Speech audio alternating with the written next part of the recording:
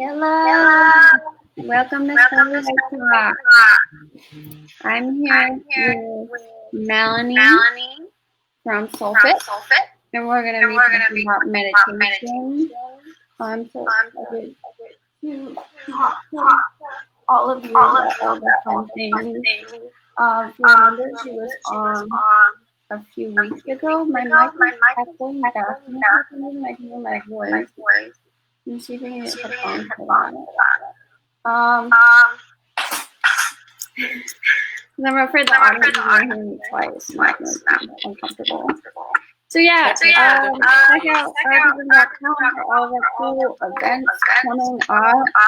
Support group, game night, all that fun stuff, movie night, women's group, and parent support, all that cool stuff is on my website. I have a blog where I write about the spectrum.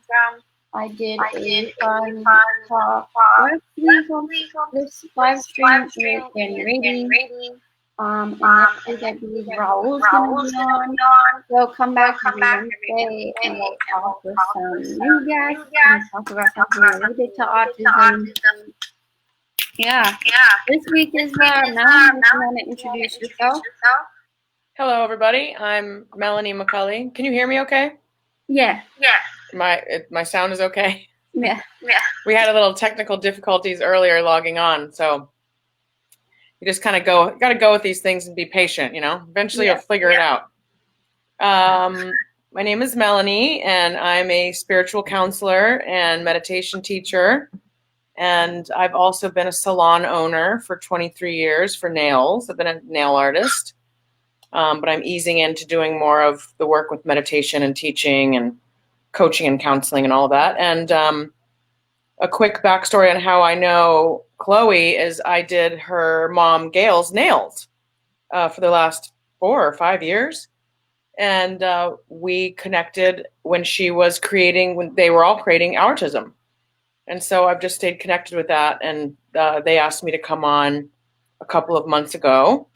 And so I've been doing the weekly intro to meditation sessions each Wednesday from 1:30 to 2 o'clock. And they've been going great. And so it's been a consistent, wonderful presence in the community. And I've loved it. Yeah. Well, that's weird.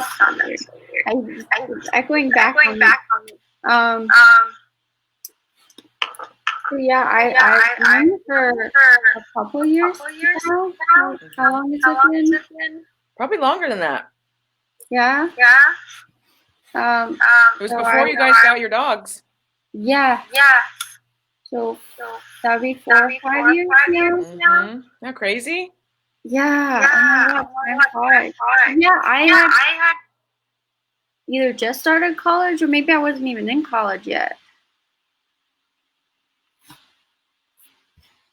The sound cut out. Oh gosh.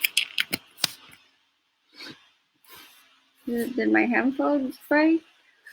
Or was it? No.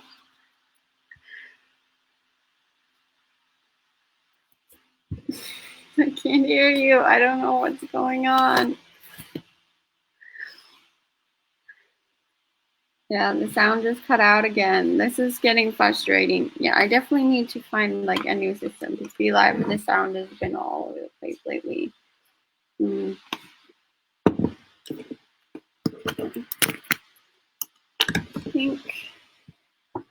you guys hear me? The audience, can you hear both of us? Can you comment if you can hear both of us?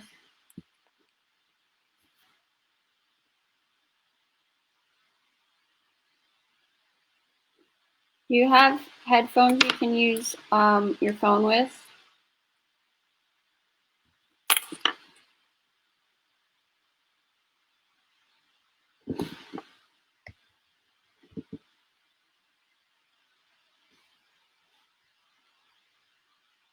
You can, you can't hear her. Okay.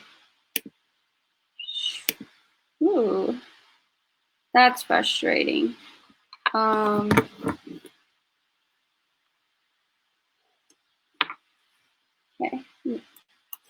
Maybe we can get her on the phone. I don't know how that will sound to you guys. Yeah, we've been dealing with this issue for for a while, and I have the same issue with like a couple guests. So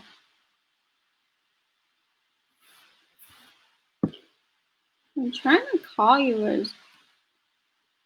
All right, so can you call me?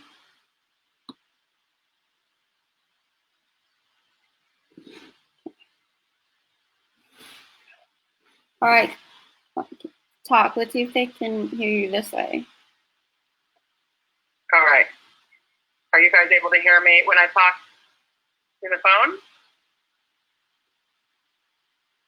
Look at this. Look at our tricks here. Talk about determination. Yeah. Yeah, so I'll wait for these comments to come in. Yeah, okay, so yay! Yeah, so yeah, was it before college? Or was I in college? It was before college. Oh my god. I've got to find a way to not listen to everything I say back now. Yeah, so yes. So if that was senior year, this is such a like great coincidence. I just got a time capsule that I made senior year of high school, and in my creative writing class, I did this time capsule project, and I had a bunch of people write letters to me 5 years down the road, and I just got it. That. Yeah. So who did you ask to write your letters? A couple people that I'm no longer friends with, sadly. Interesting. Some mostly family. I have one from my grandma, and like she wrote this beautiful handwritten letter. Those are the best. And my parents, and I have a few cousins, and then I became friends with this one friend. She's been on here. Alex Atala. She I think her episode was about being deaf. I met her. Well, we've known each other since we were really little, but she was more my sister's friend. They were in an acting program together, and she was a freshman and I was a senior. And being a transfer and all like this like drama happened with my friend groups, and I didn't have any friends senior year, and I ran into her in one of the first days of school. And I was like, I know you. And she's like, I kind of know you. And so we started hanging out. And now we're like super close. And I love that. So this was her letter to me. She wrote about how we met and how important our relationship was that year. And it was just like reminded me of like that time in my life. And like all these memories came back that I really had forgotten about. And it was really cool going through some of that stuff. Well, I remember when going to college and your mom coming in, you know, I saw her every 2 weeks. I'm going to take these off and see if that helps me a little bit. Okay. Can you still hear me when I'm here? Yeah. Hear everything that I'm saying. Yeah, okay. That's why I'm going to try to concentrate and not listening to myself after I say something. Yeah. Talk about practicing mindfulness and patience. Right now. Yeah. But you were going away out of state. Yes. Which is huge. Well, that was when I transferred. Big transition. Yeah, I think that was I did almost 2 years of college, like an hour away from home, and then I switched to New York. And I went across the country. I planned to finish school there, but that only lasted a semester, and then autism took off, and then there were all these reasons, academically and disability-wise, why I left as well. Mm-hmm. And then I realized I didn't like school. The fact you went. Yeah, that was for me. That takes a lot of courage. Well, what's crazy is I almost went for my first year of college. I almost went to Richmond in Europe. Like I almost went to England in the UK. my first year of college. I was trying to get into film school, and it was a very frustrating journey for that because my video production, cinematic arts, I don't know, they switched the name a few times, teacher in high school told me he was going to write me a letter of recommendation for college. And then like 2 days before it was due, he hadn't written it. And I couldn't get a hold of him. And so I had someone else write a letter. And so I'm pretty sure that's a big reason why I didn't get into a bunch of these schools, because I had like a 3.6 GPA. I had like really high SAT or ACT scores. I took both. I forget what I submitted. It's so long now, but I had like these really great things, and I had like a really good reel because I had it looked at by like people who worked as in admissions in college. I had them look over my whole portfolio before I submitted it, and like I like felt like I was a shoo-in for all these schools, and I was rejected by everything except like this huge safety school. So it was really frustrating what happened. And later I found out that all these schools took people with names, like, you know, people who are stars, their kids, rather than like actual achievers. That's what I found out later happened. But I got all these letters, and they actually said, like, if you had applied the year before, I would have gotten in, and like stuff like that. And that was super frustrating. It also should make you feel a little better to know that the system was rigged there for a little bit. Yeah. So. And you also didn't know that our system was getting ready to blow up. Yeah. So I know USC told me I got into USC, but I didn't get into their film school. So there's this whole thing with film. The film programs are a lot harder to get into. So you have to get into the school first, and then you have to get into that program. And so a lot of the schools I actually got into, but I didn't get into the film program. So it was the same with like Chapman and like all these like huge schools I got into, but not the film part. So that was really frustrating. So USC said they had this program where you could study abroad your first year. And they kept emailing about like all these options. Like they really wanted me for some reason. My mom went there, and it was like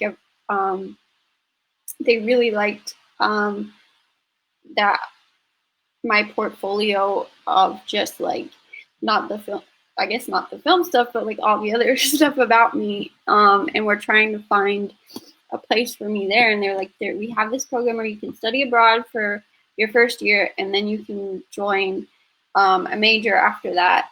And so I was like, can I do film from there? And they're like, maybe. So I looked into that, went and looked at Richmond, which seemed like an amazing school.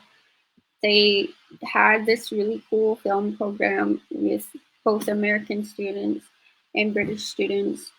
And then USC got back to me and went, no, you can't transfer to film. We tried to talk to the film department, but they won't let you in. And I was like, yeah. So there was a bunch of those kind of stories that happened where I had all these plans. So that ended up not happening, going to obviously study abroad for my first year, but I studied like an hour away in Burbank. I did that for 2 years, then I went to New York, and it was just crazy thinking how far I had come, because like when I graduated from high school, I didn't even I hadn't realized that I was able to go to college. That hadn't really crossed my mind, even though I had applied. And like when I took the final, like I remember still having these feelings that I thought I had moved past from like way back in middle school about like maybe I'm not going to graduate, you know, and like all of a sudden I was like, oh my God, in a few months I'm going to college. Like, and that really hit me. And I don't know, it's just been really exciting that all these possibilities that I never thought were possible when I was a lot younger are possible. And being able to believe in yourself too. Yeah. Yeah. I get that. But it makes me think about, so I dropped out of high school when I was 16 in my first 6 weeks of my junior year. Yeah. I moved out of those home kind really of stories are 15. important. Like, I know a bunch of people who didn't make it through high school, and like so many people, I had to work. So many people assume everyone really makes bad. it through, and it's easy, and it's like, it's It was not. not easy for me. Learning wasn't easy for me. There wasn't programs out there for me that allowed me to learn the way that I learned. And school was really rough. I couldn't sit down. I couldn't focus. I felt like I was dumb.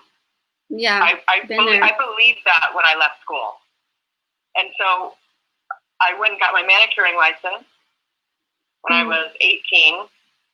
My whole family's in the salon business, so I kind of fell into it. I also came from a family that was from a religion that they don't believe in going to college. So no one in my family has ever gone to college. So it was not even an option until I moved away from Florida and I moved to Seattle. And I was dating a guy that really encouraged me to go to college. And so I started going to college at 25 or 26. Now, I felt like I was like the older girl there. Yeah. Because everybody was so young. But I went to my doctor at the time, and this was before I had ever taken any type of med for my ADHD. I struggled with it my whole life, but I was resistant to getting medication. So I was seeing a holistic doctor, and I was on all of these regimens, and I sat in the front row of the class. I had time and a half for testing. I had tutors. I mean, I really wanted to try this whole school thing in a way that I'd never been supported before with it. And I ended up making a 3.8.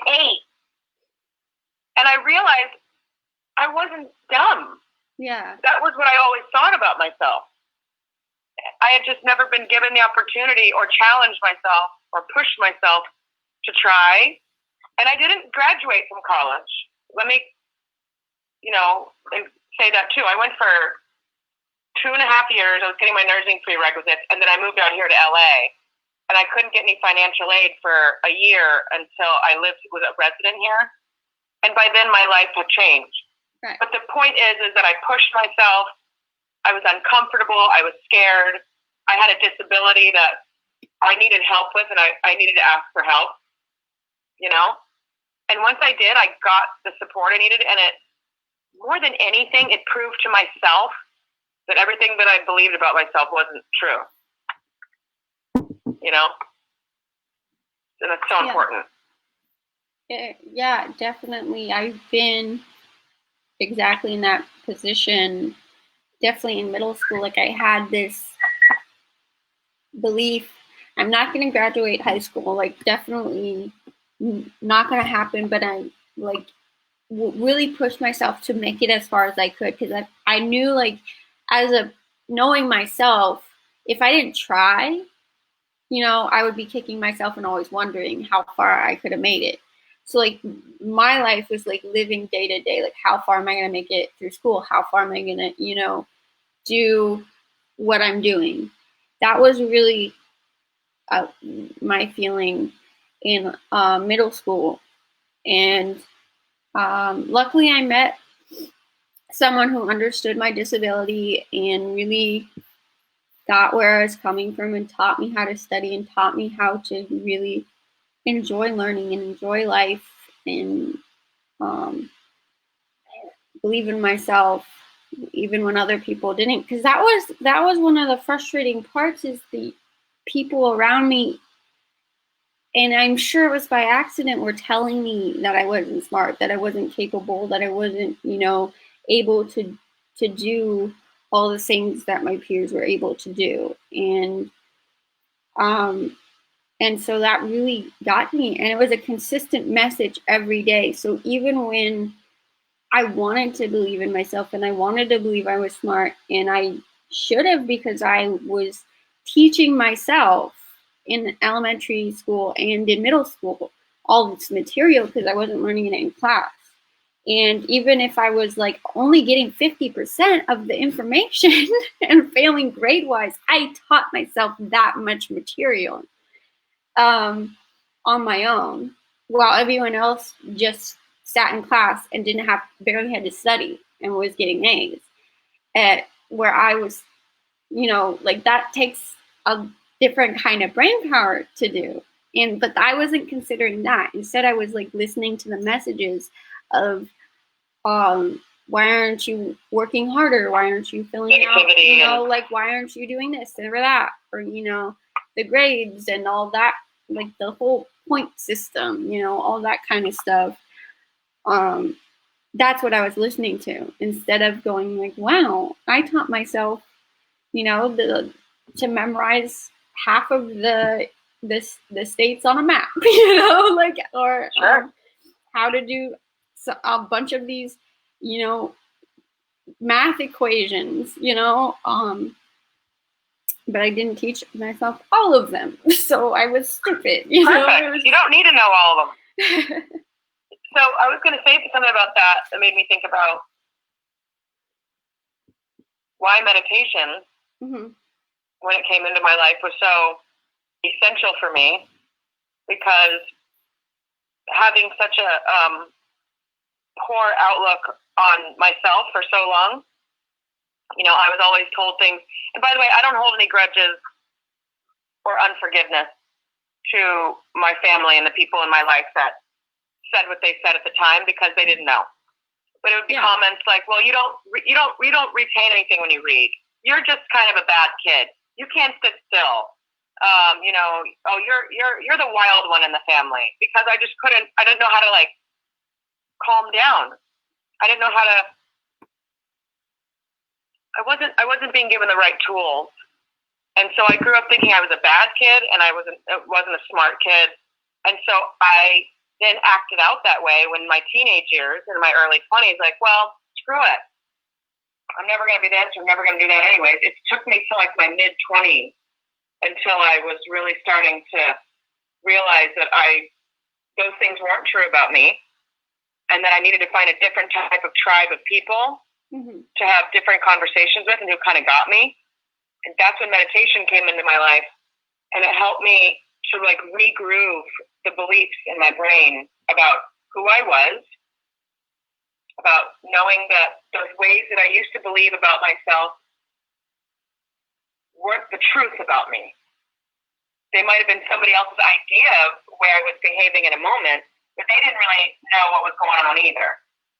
So the practice of meditation, the practice of mindfulness, and I call it a practice because we don't ever get it perfect. We just practice it when we need it.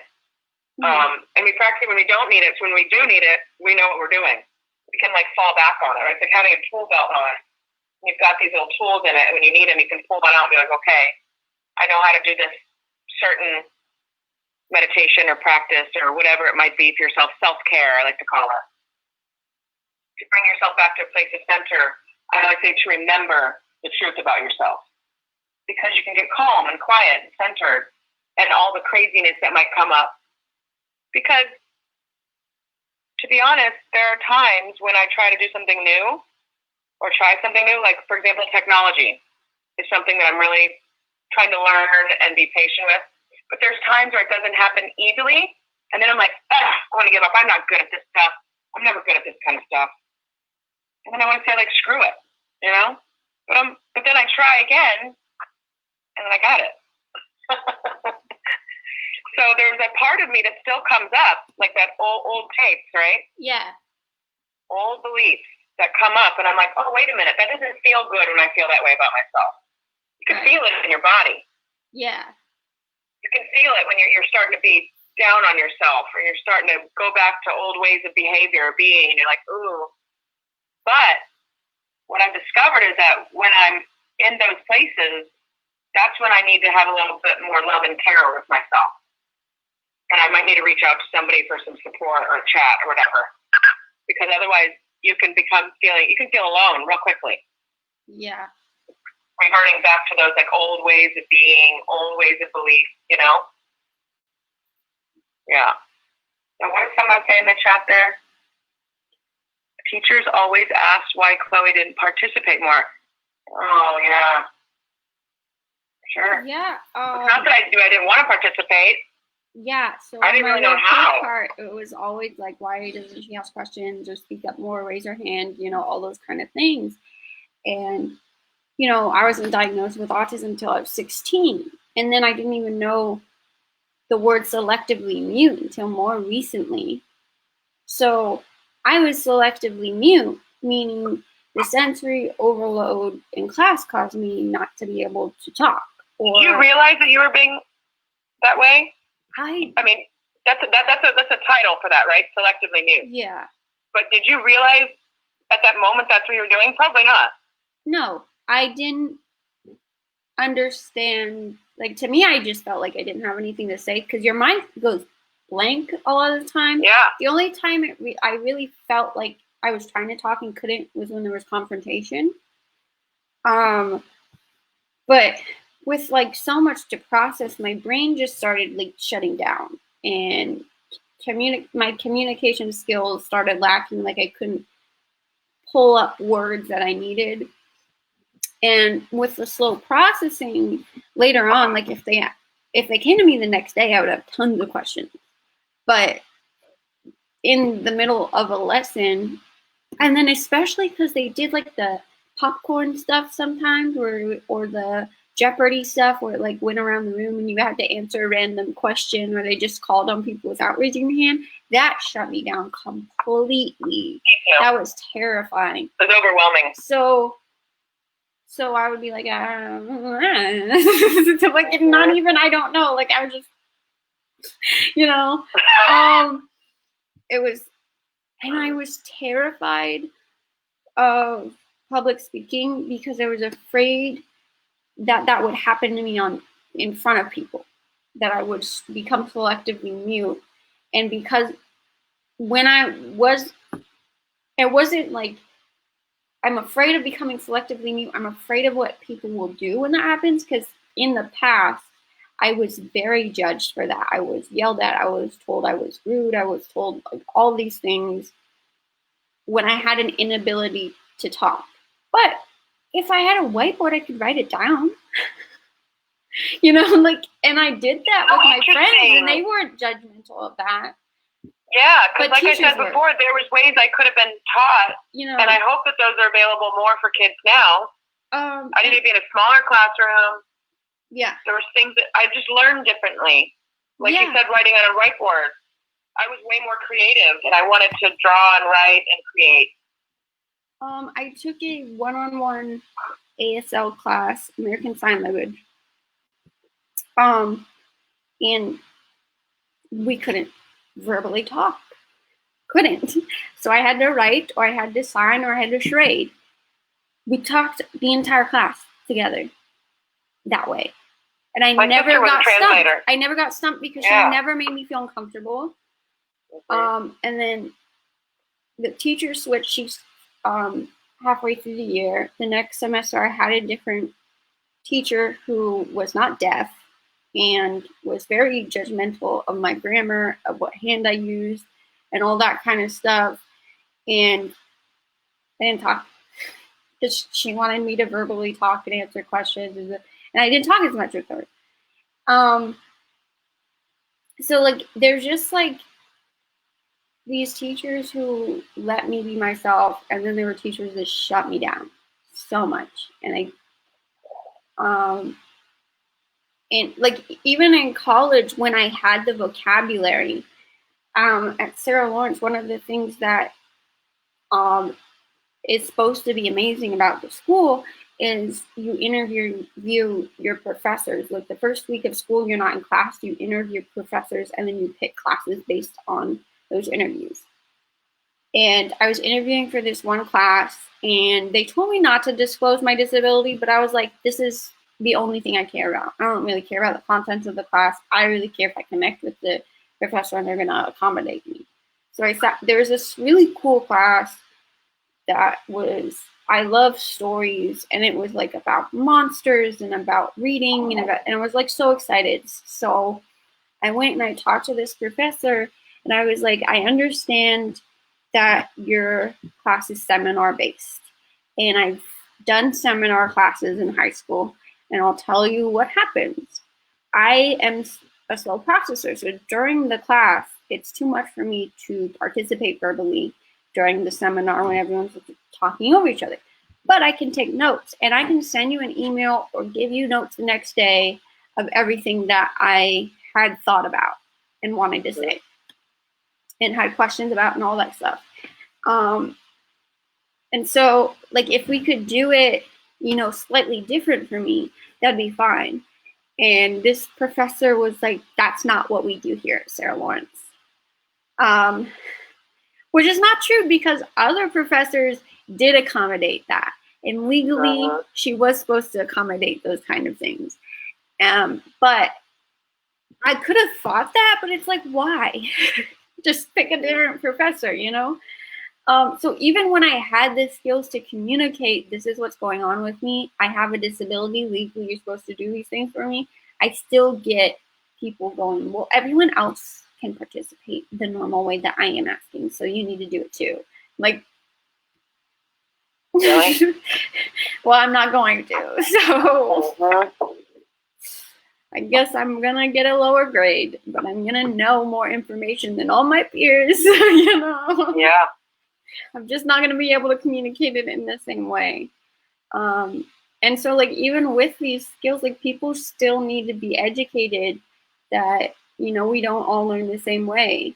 And even at a school that's supposed to be accepting of differences, there's still issues in that department, and so it's just been such a journey to like figure all that stuff out. But like, yeah, because even listening to you talk about this, personally here, yeah, and on the platforms that you are, and then kind of knowing you 4 or 5 years ago, yeah, what do you think it is? What within you now, like who Chloe is today? What is it that shifts for you about how you feel about yourself? Because to me, what I see is a lot more self-esteem, confidence, courage. Also, excuse my language, but not giving a fuck about what other people think. But which to me equals freedom. I don't think and instead of trying to please everyone and figure it out. Yeah, and I don't think it was you seem like so much strong confidence, but it was a lack of understanding of what the consequences were of when I took any sort of action. And that surprise was super overwhelming. Of now, like, I know if I say something like that, I might get a negative feedback, where like before it was more of, I have no idea what will cause someone to be upset, what will cause someone to say something mean to me. And that surprise was really overwhelming for me, where now I have more of an understanding of both autism and both people who are autistic or neurotypical. And so when I communicate, I have more of an understanding of what that interaction will be like. So then I can judge, like, if I'm more willing to stand up for something, or if I can just let it go. Where that was like really scary to me, especially like in elementary school. The rules of school don't make any sense logically at all.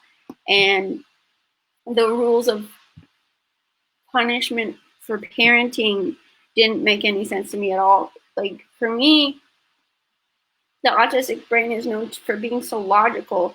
So to me, if I did something wrong, say if I abused my cell phone and went over the limit, that would make sense if I got my cell phone taken away. But if, like, I didn't do my homework, why was my cell phone taken away? Like, it just, like, those two didn't correlate. So it was like anything could happen if I break a rule, and it could be anything.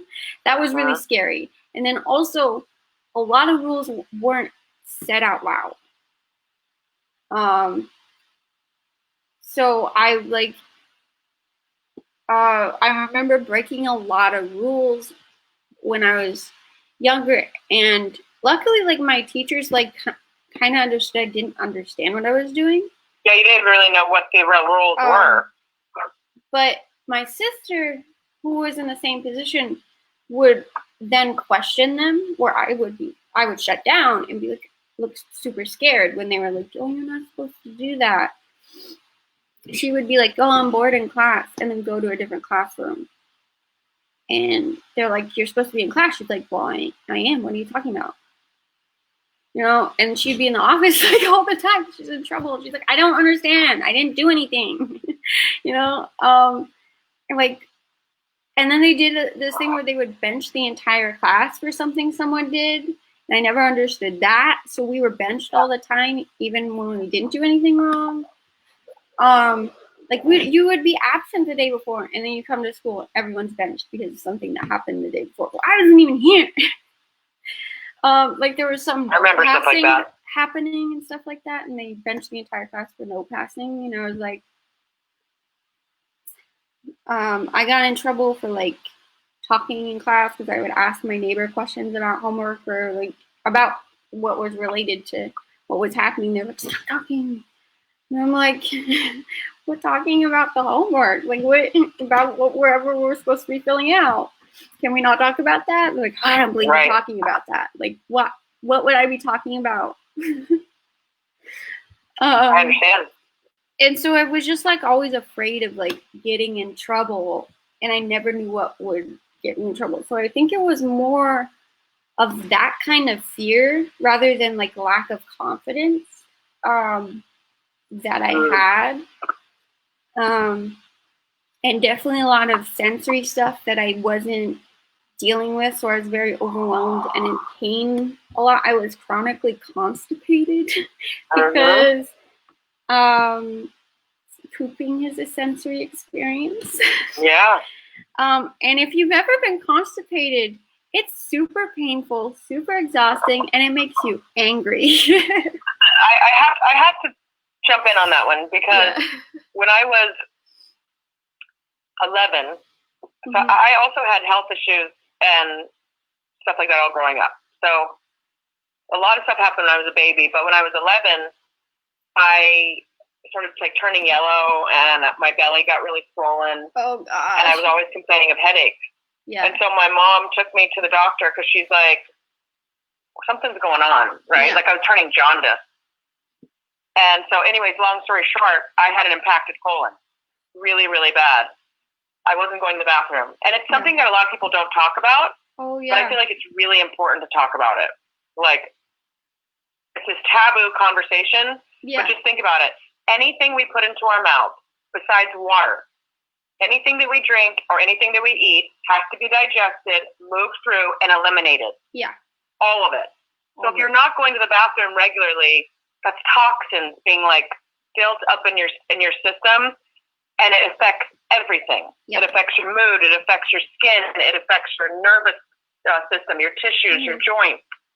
You know, and so I get that. So I was put on an all raw fruit and vegetable diet for a couple of years, which when you're like 11 and 12, that sucks. No cheese, no meat.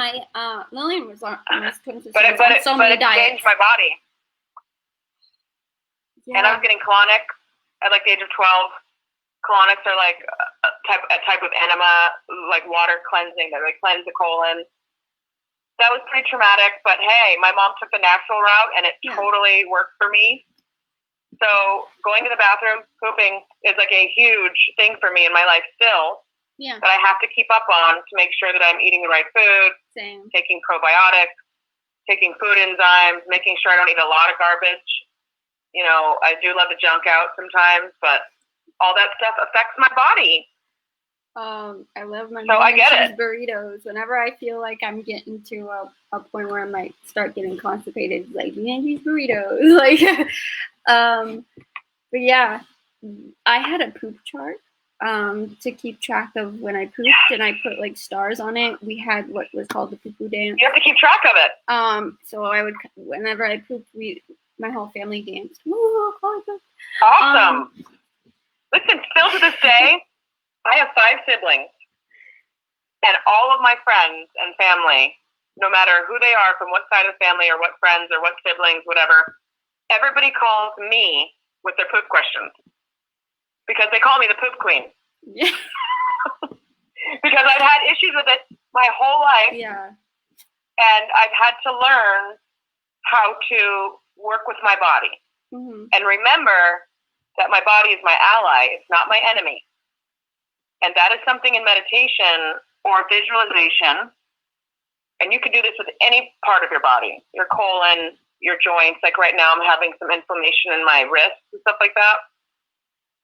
You can actually do visualization processes either by yourself or have someone else guide one for you to actually bring like the love from your heart, or wherever you feel it in your body, to that part of your body that maybe like your colon, right? Your belly area. Mm-hmm. And you can see that part of your belly like getting all kinds of nourishment and light and love, and like whatever your favorite color is that equals love and joy, we'll say yellow. You know, you like fill that part of your belly with like glowing yellow. And it's like you're giving that part of your body like a big hug, and like you're cheering it on, like the poop dance. But I mean, I have so many poop. It sounds silly and funny, but once you start to believe, and it took me years, because I would hate my colon. I'd be like, oh great, this isn't happening again. Mm-hmm. Well, that's not me really working with my body. Right. You know, it's like me seeing my body as an enemy. So yeah, you want to praise yourself for whatever good thing might be happening. Yeah, I was like in tremendous pain as a kid, tremendously exhausted. Terrible. I'm sure like I did a lot of damage from that time in my life, and that still affects me today. Like that probably caused a lot of trauma that I still have to deal with, and like and then on top of that, the school had to have automatic flushing toilets. They do or they do not? Ugh. They do? They did, yeah. In elementary school, they had automatic flushing toilets. So I made friends with the nurse, and she said, "Isn't there a way to turn those off?" No. I mean, I'm sure there is, but they wouldn't. And so, like, but even, like, yours didn't flush, someone else's, they scream, you know, like. Yeah. So I made friends with the nurse, and the nurse said, come use my bathroom. You have a private bathroom. So, but like, if the nurse's one station, there's bathrooms all over the school. So like, I had to walk all the way to the nurse's station. So if my classroom was across campus, you know, then I'm taking 20 minutes to go to the bathroom, and my teacher's like, the bathroom's right here. And I'm like, well, I went to the nurse. And they're like, don't do that. You know, like they weren't understanding either. Like it was just, so I would get in trouble. The whole fear for me of going anywhere besides my own house. Yeah. Like if I was anywhere else. That started. And I'm public, sure on a road trip, in a hotel. Forget about it. Yeah. It just wouldn't happen. Yeah. That started and then it would like backtrack me for a long time. And I think because of that became a thing. I wanted to be in the bathroom at my house if I ever, especially pooping.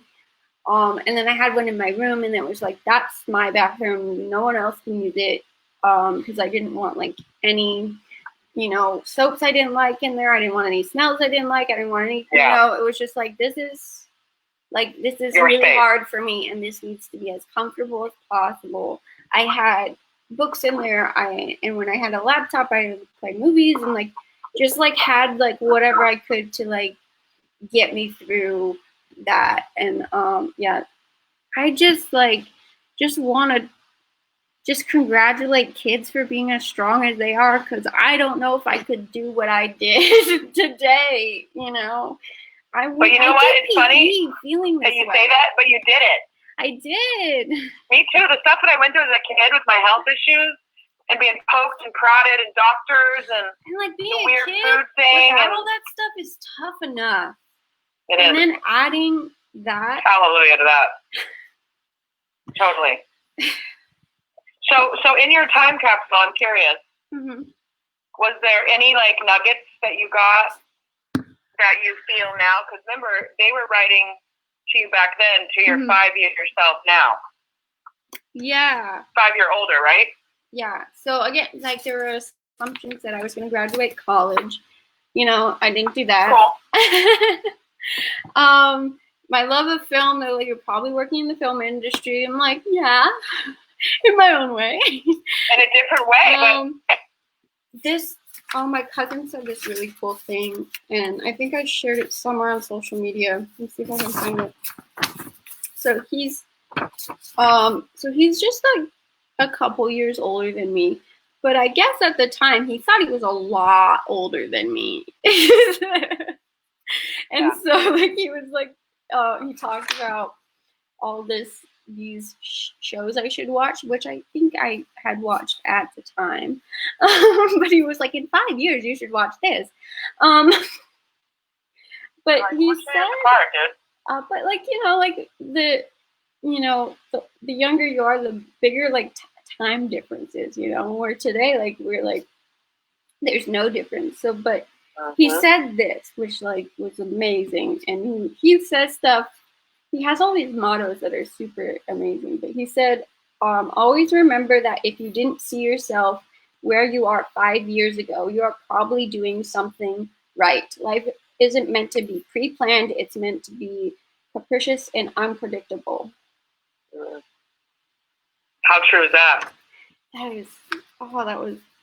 But you know what though? So cool. That's awesome though, because when I think back on some of the big plans I had for myself that didn't work out the way that I had planned it, now I'm like, thank God. Yeah. I'm not even that person anymore that wants that same thing. So thank God that didn't work out. So I think that's another thing of like, which I know you'll agree with this, as who you are now, because in the moment sometimes when it's your own stuff, it's hard to give this advice, but you have to like trust the process that you're in. And one of my mentors always says to me, and again, this is easier said than done when you're in your own crap, right? But she says, bless the mess.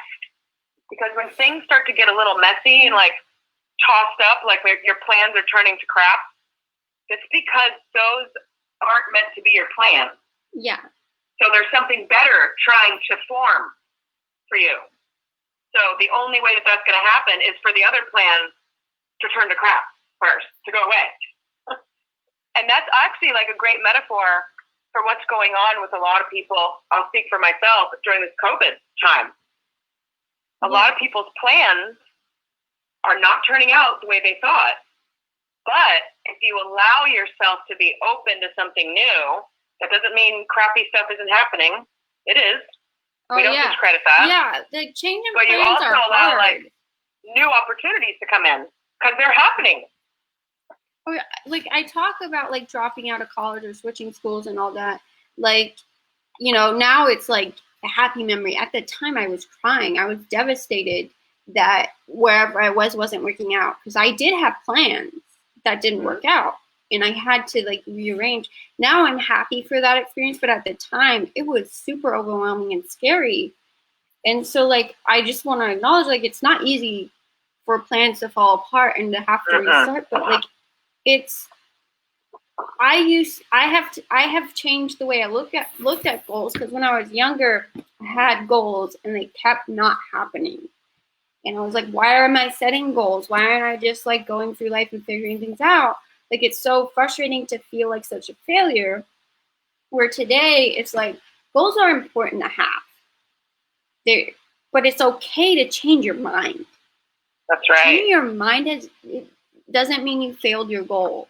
It means that's no longer important to you and that's okay. And so to have the goal and to start reaching for it and then change your mind and go another direction, going that way helped you reach whatever your new goal is. So, and maybe something that happened along the way up until then taught you something you needed to know in order to grow and try to do something different. Yeah, I used to hate setting goals, and now it's like I love always having a goal to reach. And so when I talk about our programs like our Life Map program or our mentor program, you can use it in a goal-oriented way. And one of the things I used Life Map for like 3 months was figuring out what my goals were. Because I didn't know, and having someone to be like, hey, you're not at all working toward this goal. Is that actually something you want? And then when I switched it to something else, like, wow, you like are really close to reaching it overnight. Like, this is probably something way more important to you, you know, and having someone point that out was super helpful. And I'm like, okay, let's get rid of all these goals that I thought were important, that maybe were important a couple years ago, but they're not anymore. These are my new goals. And for whatever reason, if you're not working toward a goal, maybe it's not the right goal, or maybe there's something else in the way, and someone else can point it out to you.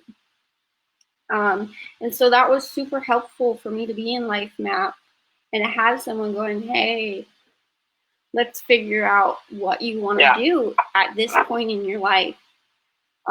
Instead of just following the trajectory of like, here's college, and now here's work, and now you're getting married, and like, you know. Right? You should do this. You should do that. You should be this. You should be here in your life. Yeah. And so my mentor that I work with says to me, stop shooting on yourself. Yeah. I love that. She also says, even if you make a goal, and obviously this resonates for me. It might not resonate for everyone, but it does for me. She says, even if you have a goal set out, always know that you get to exercise your right to change your mind at any moment, because this is your life. It's not a dress rehearsal. We don't get a redo later. So if you decide that whatever it is I've had my sights set on doesn't really feel good to me anymore, I get to change my mind. Which I didn't know that when I was younger. Yeah. That's why I was always so disappointed in myself and down on myself because I didn't have this big, huge completion of things. But later on, in hindsight, I'm like, that needed to happen in order for me to get to this part. It's like picking up the breadcrumbs. Yeah, I wasn't completing the goal I had in mind, but I was completing things, and I wasn't giving myself, you know, that accomplished feeling for doing the other things because I didn't complete, you know. Like, it was like, oh, something happened, like Lily got sick, and I was taking care of her, so I wasn't doing, you know, my grades fell, but like I wasn't giving myself credit for being, you know, 11 and taking her homework home from class every day, and, you know, making dinner, and, you know, doing all these other things. No one else is doing that. They're just going home and doing their homework, and of course they have better grades than me. They don't have to deal with all that, you know. Like, I was home alone having anxiety that my sister might die in the hospital. How am I supposed to do my homework? And I was like down on myself, like, why am I not getting better grades? Like, why was that what I was worried about? Those goals weren't, like, I had other goals and I was completing them, but I wasn't giving myself credit for them, you know, because they weren't the goals I had before. And like, I had all these accomplishments under my belt that I never gave myself credit for. And so, like, if you like actually look at what your reality is and what you're doing, I'm sure you're accomplishing something, even if it's not like the goal you have or had. Like, if you like look and so now I like try to look at like what I'm actually going through. I'm like, okay, I had this goal to go to work and do all these things, but I'm not healthy right now. So my goal is to have a positive attitude today. You know, my goal is to like not beat myself up because I have chronic fatigue and can't get out of bed. That's my goal today. And then like, I don't get all upset. It's like anymore, where I used to be like, but I have this goal where I need to work on this workshop that I have next week, and I have to like, I had a goal to like complete this many PowerPoint slides, and I didn't do that, and I used to like really get upset. But it's like now it's like, okay, well, I can't do that, but so I have a new goal. That's right. And so having that, it's just like been such like a weight lifted off my shoulders, and I'm like, okay, I'm still accomplishing things, just not exactly. Yeah, it feels so much gentler, nicer to just not be so tough on yourself. Yeah. And let me see. Can you still hear me when I turn my sound off? Yeah. You can? Okay, cool. That way I don't hear myself. I'm just figuring this out now, at the very end. I've been like listening to myself talk this whole time, and it's crazy. But yeah, that's the thing. I just wanted to, end with this thought with you and say that, that's where I think my biggest work has come in, because I just turned 43. And it's still a practice for me to be kind to myself. How is the way that I'm thinking about myself or thinking to myself, or the way that I'm treating myself right now, the way that I would treat my best friend or my sister or someone that I love or care about, one of my clients, whatever. How am I treating myself right now? Am I being loving and kind and gentle with myself? Because maybe I'm just having a rough day, or maybe I just need to sit down and watch TV for 3 hours. That's okay. Maybe I need that, and I'm also very goal-oriented. And so if I don't cross things off the list, sometimes I can be really hard on myself. But what I find is that when I give myself some flexibility and room, sometimes it's resting. Sometimes it's being by myself. Sometimes it's whatever it is, going and doing something creative, getting outside, being in nature. That's when I feel so much better later. And that whatever it was that I was feeling yucky about prior, I've been able to let go of it because I gave myself a little grace, a little kindness, a little time. Yeah. Yeah, so we're definitely over time now. So I just want everyone to sign up. My mom just posted the link to Melanie's meditation class that's offered through Autism. So go click the link and sign up if you guys want to work with her. She also is online under SoulFit if you want to look her up. She's definitely wonderful, and we've talked all about autism, and so she knows how, I've done sessions with her with meditation, and she just is really understanding about autism, and I think that it's important to have someone who understands you and so talking to her, and so if you're ever uncomfortable, you just talk to her, and she makes it work for you. And so if you're interested in working with her, please contact us or sign up. And go come back next week. I do these talks every Wednesday at 7 Pacific Standard Time. Yeah, if you have anything thank you so much. I'd love to see you guys. Yeah. Thank you all for watching. Thank you for having me again. Yeah. Stay colorful. Bye.